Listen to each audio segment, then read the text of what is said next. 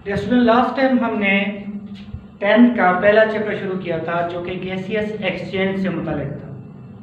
शुरू में हमने गैसियस एक्सचेंज इन प्लांट्स पढ़ा था कि भाई प्लांट्स में किस तरह होता है गैसियस एक्सचेंज। अब इस चैप्टर का दूसरा पोर्शन जो है वो gaseous exchange in humans, gaseous exchange in humans, कि भाई इंसान में गैसियस एक्सचेंज किस तरह होता है, किस तरह कार्बन डाइऑक्साइड जो है वो आउटसाइड द बॉडी जाती है, ऑक्सीजन इनसाइड द बॉडी आती है, फिर फ्लो किस तरह होता है ऑक्सीजन का हर सेल की तरफ, कौन कौन से ऑर्गन्स मुलाविस होते हैं, क्या क्या वर्क होता है उन ऑर्गन्स का, ये सारी चीजें इस पोर्शन में डिस्कस करेंगे। तो इंसान के अंदर गैसियस एक्सचेंज के लिए जो सिस्टम मौजूद है उसे रेस्पिरेटरी सिस्टम कहा जाता है। रेस्पिरेटरी सिस्टम के अंदर एक पैसेज वे होता है, एक रास्ता होता है जिसे हम एयर पैसेज वे कहते हैं, एयर पैसेज वे, यानी कि हवा के गुजरने का रास्ता। हम इसे कहेंगे हवा के गुजरने का रास्ता, कि भाई हवा किस रास्ते से, किस पैसेज वे से बाहर से जिस्म के अंदर दाखिल होती है, फिर वहां पर ऑक्सीजन बॉडी को दी जाती है, बॉडी से कार्बन डाइऑक्साइड लेकर फिर वापस बाहर किस तरह आती है, वो कौन सा रास्ता होता है उसे हम कहते हैं एयर पैसेज वे। एयर पैसेज वे के अंदर बहुत से ऑर्गन्स आ जाते हैं जो एक बाकायदा एक तरतीब के साथ मौजूद हैं। इस फिगर में अगर हम देखें तो एयर पैसेज वे यहां सबसे पहले हमारे पास होती है नेजल कैविटी, नेजल कैविटी जो कि हमारे नाक के अंदर का खला है, उसे हम कह रहे हैं नेजल कैविटी। नेजल कैविटी बाहर की जानिब दो नॉस्ट्रल्स के जरिए ओपन होती है, नॉस्ट्रल्स जिन्हें हम नथने कहते हैं उर्दू में, नॉस्ट्रल्स। अब खलाए अंदर बाहर की जानिब नॉस्ट्रल्स हैं। नॉस्ट्रल बेसिकली दो किस्म के होते हैं, एक्सटर्नल नॉस्ट्रल्स जो कि बाहर हमें नजर आ रही हैं जो सुराख है दो, और इंटरनल नॉस्ट्रल जो कि नेजल कैविटी के दरमियान में आगे एक्सटर्नल से थोड़ा सा आगे होकर मौजूद होते हैं। अब सबसे पहले नॉस्ट्रल आ जाएगी, बाहर के सुराख नाक के जहां से हवा दाखिल होगी वो हवा फिर नेजल कैविटी में चली जाती है। नेजल कैविटी से आगे मौजूद होता है फेरेंक्स। फेरेंक्स का अगला हिस्सा होता है लैरिंक्स। लैरिंक्स से आगे आ जाती है हवा ट्रेकिया में। ट्रेकिया फिर डिवाइड होता है दो हिस्सों में जिन्हें हम कहते हैं ब्रोंकाई। ब्रोंकाई फिर मजीद तकसीम होती है छोटे छोटे हिस्सों में, उन्हें हम कहते हैं ब्रोंक्यूल्स। ब्रोंक्यूल्स की भी मजीद तकसीम होती है और हमारे पास आ जाती हैं छोटी छोटी डक्ट्स जिन्हें हम कहते हैं alveolar ducts, alveolar ducts. Alveolar ducts फिर आगे पाउचेस होती हैं, थैलियां होती हैं, उन पाउचेस में जाकर इख्तिताम पजीर होती हैं, उन पाउचेस को हम कहते हैं एल्वियोलाई। इस तरह अब एक बार फिर हम पैसेज में देखते हैं, रास्ता देखते हैं कि कौन कौन से ऑर्गन्स इसमें आ चुके हैं। सबसे पहले हमने कहा है कि हवा बाहर से, हवा के बेसिकली दो रास्ते होते हैं, हम सांस मुंह के जरिए भी ले सकते हैं, हम सांस नाक के जरिए भी ले सकते हैं, लेकिन जो बेस्ट रास्ता होता है वो नॉस्ट्रल यानी कि नाक का रास्ता होता है, क्योंकि जो ही हवा नाक के अंदर दाखिल होती है आगे एक मैकेनिज्म होता है जो आगे हम डिस्कस करेंगे, उस मैकेनिज्म के जरिए हवा में मौजूद डस्ट पार्टिकल्स को और बाकी अगर कोई ऐसे पार्टिकल्स मौजूद है उनको फिल्टर आउट कर दिया जाता है, फिर हवा के टेम्परेचर को हमारे टेम्परेचर के बराबर किया जाता है। फिर नॉस्ट्रल से आगे एक्सटर्नल नॉस्ट्रल्स, फिर इंटरनल नॉस्ट्रल्स, उसके बाद एक हिस्सा होता है, एक नाली आती है जिसे हम फेरेंक्स कहते हैं। फेरेंक्स आगे जाकर लैरिंक्स में पहुंच जाता है। लैरिंक्स से आगे हवा ट्रेकिया में पहुंचती है। ट्रेकिया की जो लंबाई होती है वो तकरीबन 12 सेंटीमीटर होती है। ट्रेकिया जो है 12 सेंटीमीटर लंबा होता है। ट्रेकिया आगे चलकर दो नालियों में तकसीम होता है जिन्हें हम कहते हैं ब्रोंकाई। ब्रोंकाई फिर मजीद तकसीम होता है ब्रोंक्यूल्स में। ब्रोंक्यूल्स फिर मजीद छोटी नालियों में तकसीम होती हैं, एल्वियोलर डक्ट कहलाती हैं। एल्वियोलर डक्ट जो है वो पाउचेस थैलियों में खुलती हैं जिन्हें हम एल्वियोलाई कहते हैं। और याद रखें ये जो आखिरी हिस्सा है जिसे हमने कहा एल्वियोलाई, ये बेसिकली यूनिट होता है लंग्स का, फंक्शनल यूनिट, स्ट्रक्चरल यूनिट होता है, क्योंकि यहाँ पर आकर बेसिक एक्सचेंज होता है। अब हम इन तमाम हिस्सों को जरा तफसील के साथ डिस्कस करेंगे। हमने सबसे पहले बात की है नेजल कैविटी की। नेजल कैविटी जिससे आगे नॉस्ट्रल्स मौजूद होते हैं, वहां से हवा नेजल कैविटी में आती है। नेजल कैविटी के अंदर दो चीजें मौजूद होती हैं। एक टाइनी छोटे छोटे हेयर बाल व साख्ता मौजूद होती हैं। सेकेंडली म्यूकस मौजूद होता है, एक बाल दूसरा म्यूकस मौजूद होता है नेजल कैविटी के अंदर। इनका फंक्शन बहुत अहम होता है।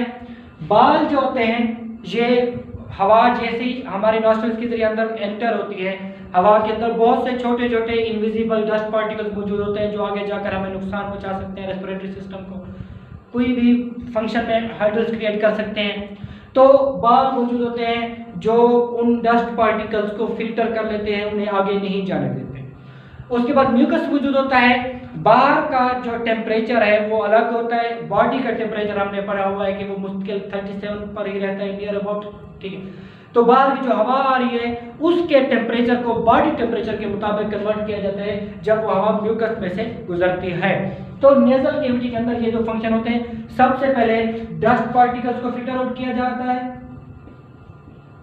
जो गर्द के ज़रात होते हैं इन्हें आगे नहीं पहुंचने दिया जा रहा होता। एंड सेकेंडली जो एयर टेम्परेचर होता है, जो हवा का दर्जा होता है, दर्जा हरारत होता है, उसे बॉडी टेम्परेचर के बराबर किया जाता है। अब नेजल कैविटी से गुजरकर हवा एक मस्कुलर नाली में आ जाती है जिसे हम फेरिंक्स कहते हैं। फेरिंक्स फेरिंक्स एक मस्कुलर साथ है, मसल्स इसके अंदर मौजूद हैं, मस्कुलर स्ट्रक्चर है, एक नाली है, इस तरह हमने अभी पढ़ा इसको।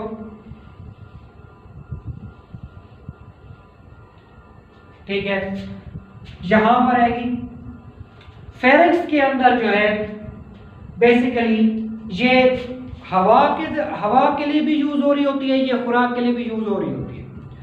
हम सांस जो लेते हैं उस सांस के जरिए जो हवा अंदर एंटर होती है वो भी फेरिंक्स से गुजरती है।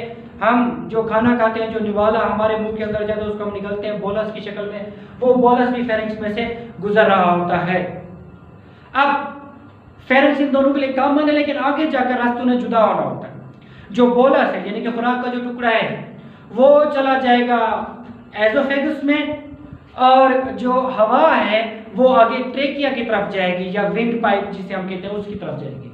अब इसको आगे किस तरह इन दोनों को पार्ट किया जा रहा होता है कि भाई जो निवाला आ रहा है या जो बोलस आ रहा है उसे एजोफेगस में भेजा जा रहा है, जो हवा आ रही है उससे भेजा जा रहा है उसमें ट्रेकिया के अंदर भेजा जा रहा है। ठीक है, तो इसमें ये होता है कि फेरिंक्स के फर्श के ऊपर एक सुराख होता है, उस फर्श के ऊपर जो सुराख होता है उसको हम कह रहे होते हैं ग्लॉटिस। ग्लॉटिस कहते हैं उस सुराख को जो फेरिंक्स के फर्श के ऊपर एक सुराख मौजूद होता है। ग्लॉटिस से जब भी हवा गुजर जाती है, ग्लॉटिस के ऊपर एक ढक्कन नुमा एक साख मौजूद होती है जो कार्टिलेज का बना होता है जिसे हम एपिग्लॉटिस कहते हैं।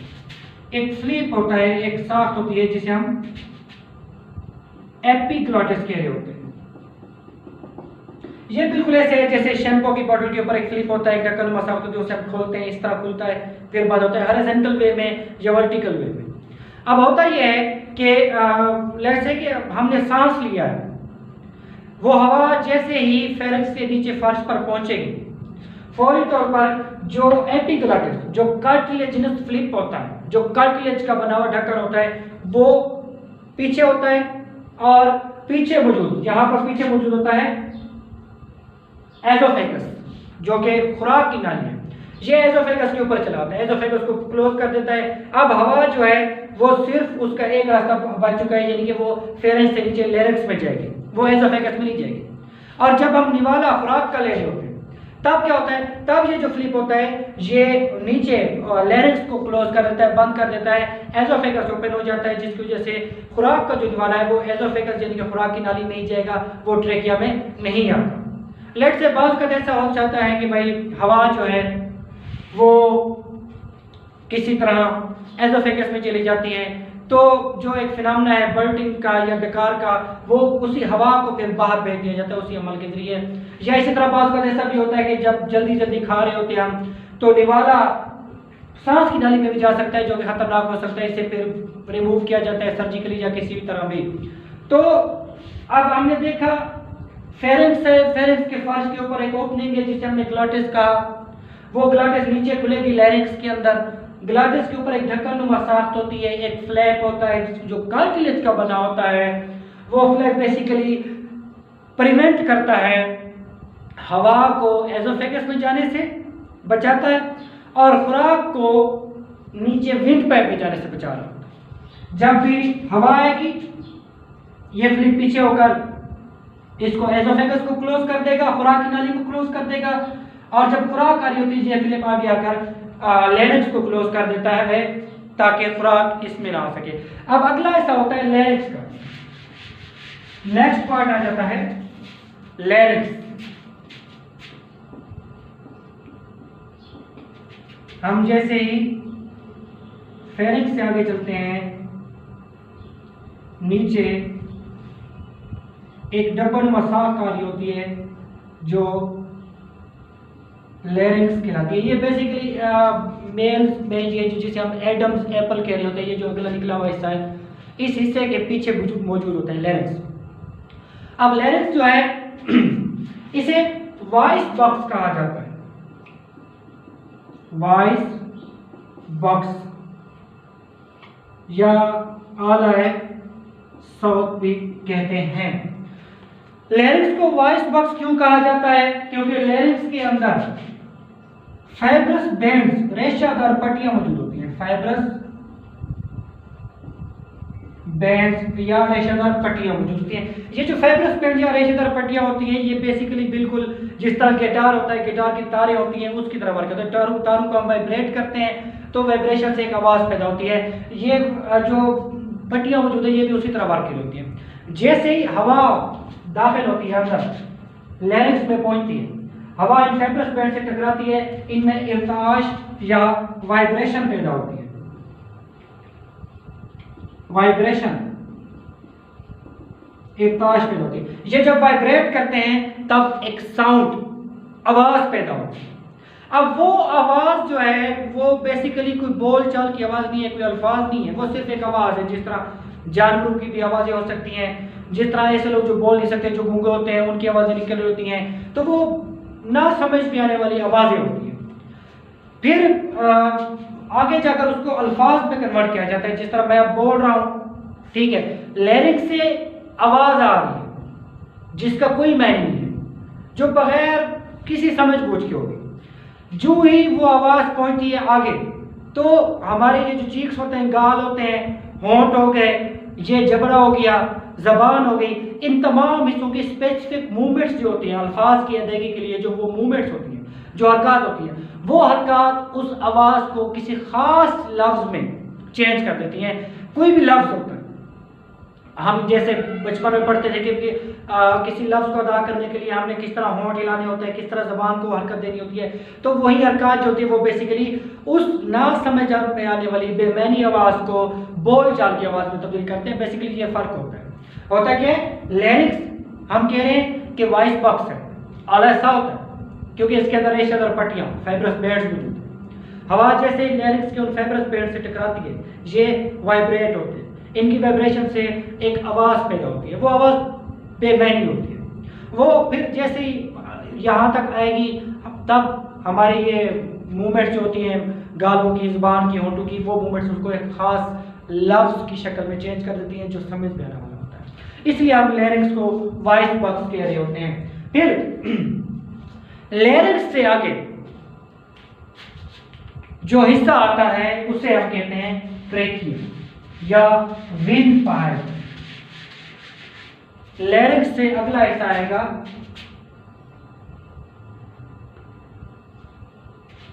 इस हिस्से को हम ट्रेकिया कह रहे हैं या ट्रेकिया को हम विंड पाइप भी कहते हैं। यहां पर ये देखिए ट्रेकिया है, ट्रेकिया। अभी हमने पढ़ा है कि ट्रेकिया जो है ये ऑलमोस्ट 12 सेंटीमीटर लॉन्ग होता है, जिसकी लंबाई होती है। इसे हम विंड पाइप भी कहते हैं, हवा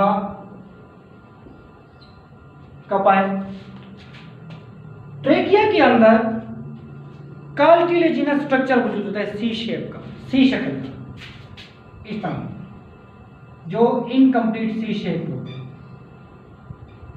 एक होती है स्पेरिकल शेप, ब्लैक, ये स्पेरिकल है, लेकिन अगर यूं कर दें ये सी शेप बन जाए तो ये सी शेप बैंड्स होते हैं, कार्टिलेज के बने होते हैं, सी शेप बैंड्स होते हैं। एक सवाल उठता है कि भाई ये जो फ्लिप्स होते हैं ये सी शेप क्यों होते हैं? अगर वो स्फेरिकल है जैसे इस तरह, तो होता यह है कि ट्रेकिया के अंदर बाज़ वक्त हवा का प्रेशर बहुत हाई होता है, बहुत ज़्यादा हाई होता है। हवा का दबाव इतना हाई होता है कि अगर ये स्फेरिकल होते तो ये इस दबाव को बर्दाश्त ना कर पाते। जिस तरह गुब्बारा होता है, गुब्बारे के अंदर हवा भरते जो एक वक्त आता है वो प्रेशर मजीद बर्दाश्त नहीं कर जाता और फट जाता है। ये भी बिल्कुल ऐसे होता है, ये अगर स्फेरिकल होता तो ये प्रेशर बर्दाश्त ना कर पाता और ये फट जाता और ये ट्रेकिया का पूरा स्ट्रक्चर डिस्टार्ट हो जाता। लेकिन क्योंकि सी शेप है मॉडिफिकेशन की वजह से, तो इस वजह से वो प्रेशर को ज़्यादा से ज़्यादा बर्दाश्त करता है और ट्रेकिया को डिस्टॉर्ट नहीं होने देता, उसको पिचकने नहीं देता आपस में, उसको अपार्ट रखता है उसकी दो हिस्सों। ठीक है, तो ये इसका फंक्शन होता है बेसिकली जो कार्टिलेजिनस सी टाइप साख्तें होती हैं। अब ट्रेकिया जो है 12 सेंटीमीटर लॉन्ग है, ये आगे जब आता है तो ये लेफ्ट और राइट ब्रोंकाई में तब्दील हो जाता है। याद रखें, ये साइड लेफ्ट होगी और ये साइड राइट है। तो ये आगे दो हिस्सों में तकसीम हो रहा है, लेफ्ट और राइट ब्रोंकाई में। अब लेफ्ट और राइट ब्रोंकाई में थोड़ा सा फर्क होता है। जो राइट ब्रोंकाई होता है वो थोड़ा सा नीचे जाकर डिवाइड हो रहा होता है इस तरह, और जो लेफ्ट ब्रोंकाई होता है वो ऊपर यहां से ही डिवाइड हो चुका है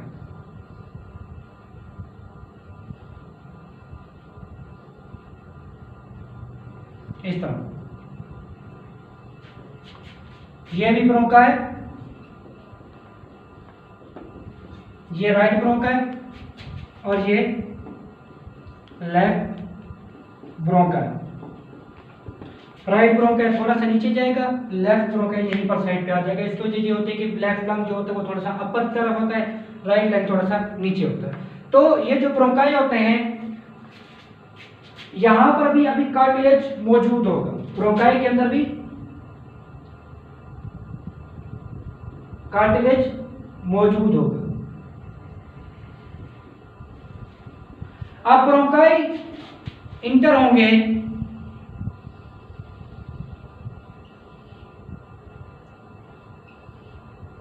लंग्स में।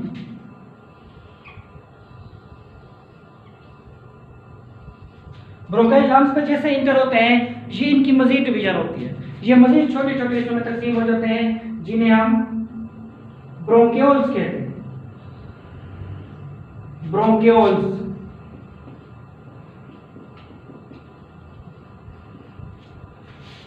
सी शेप कार्टिलेज अभी भी मौजूद है, जारी है। बेसिकली ट्रेकिया की तकरीबन 24 to 25 डिविजन होती हैं, 24 से 25 बार तकसीम होता है। ट्रेकिया से ब्रोंकाई बनते हैं, ब्रोंकाई से ब्रोंक्यूल बनते हैं, फिर ब्रोंक्यूल मजीद छोटी छोटी नालियों में तब्दील होते हैं। उन छोटी छोटी नालियों को हम कह रहे हैं एल्वियोलर डक्ट। एल्वियोलर डक्ट्स मजीद तकसीम हो गया। अब एल्वियोलर डक्ट्स के अंदर वो जो सी शेप कार्टिलेज है वो खत्म हो चुका है। एल्वियोलर डक्ट आगे जाकर पाउचेज में, थैलियों में ओपन होते हैं। इसके एंड में थैलियां मौजूद होती है छोटी छोटी।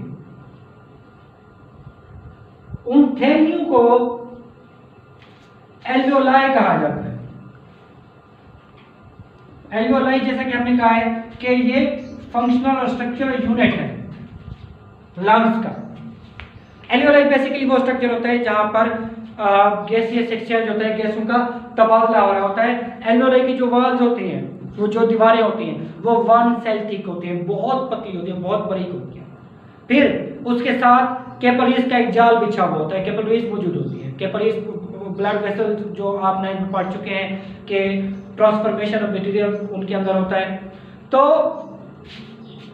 एल्वियोलाई के गिर्द एक तो एल्वियोलाई की वॉल बहुत बारीक है, उसका फायदा ये होता है कि डिफ्यूजन आसान हो जाती है,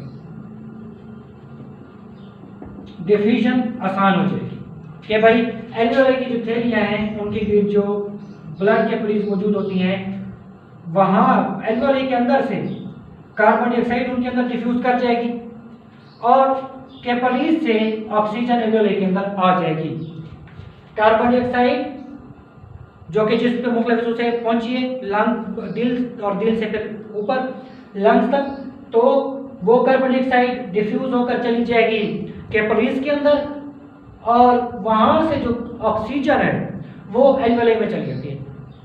अब एल्वियोलाई एक तो 1 सेल थिक है, डिफ्यूजन आसान हो जाती है। सेकेंडली इसके गिर्द कैपिलरीज का जाल मौजूद होता है जहां पर ये एक्सचेंज ऑफ मटेरियल की, एक्सचेंज ऑफ गैसेस कर रही होती हैं कैपिलरीज के साथ। फिर आगे जो है ऑक्सीजन ट्रेवल करती है।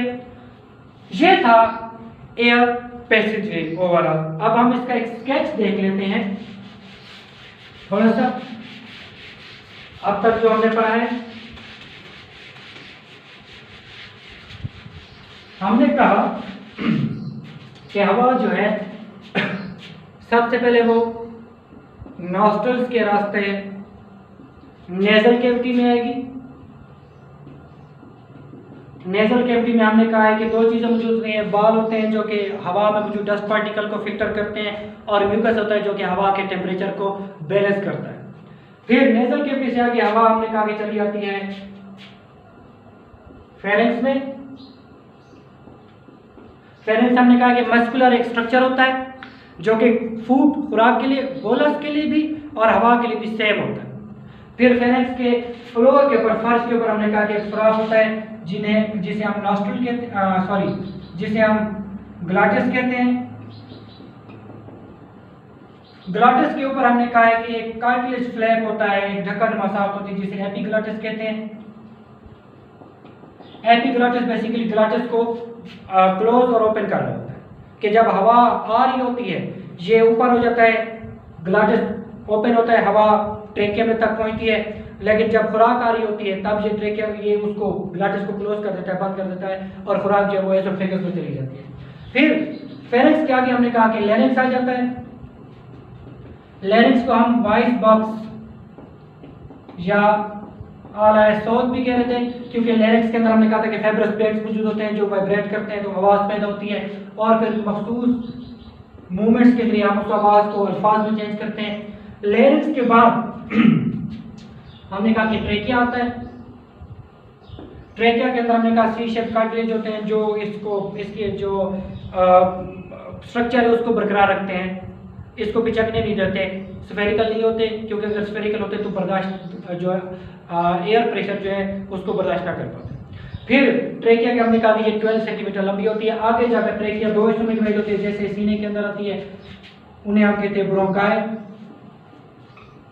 ब्रोंकाई लेफ्ट ब्रोंकाई और राइट ब्रोंकाई, लेफ्ट और राइट लंग्स की तरफ जा रही होती है।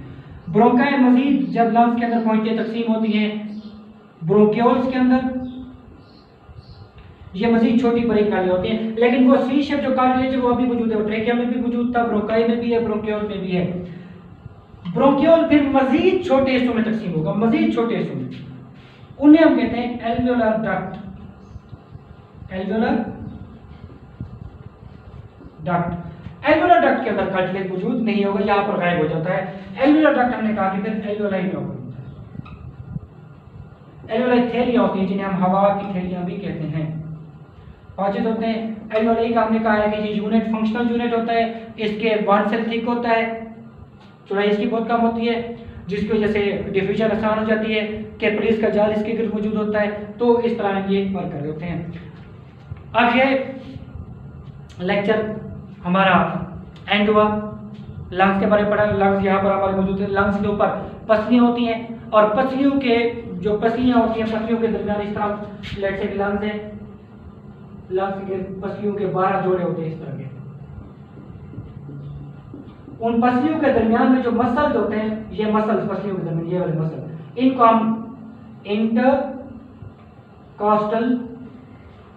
मसल्स कहते हैं। इंटरकॉस्टल मसल्स, कॉस्टल से मतलब है रिलेटेड टू रिब्स, पसलियों से रिलेटेड जो चीज होती है। तो लेक्चर ये हमारा आज का एंड हुआ। इंशाल्लाह नेक्स्ट लेक्चर के साथ अगली दफा हाजिर होंगे।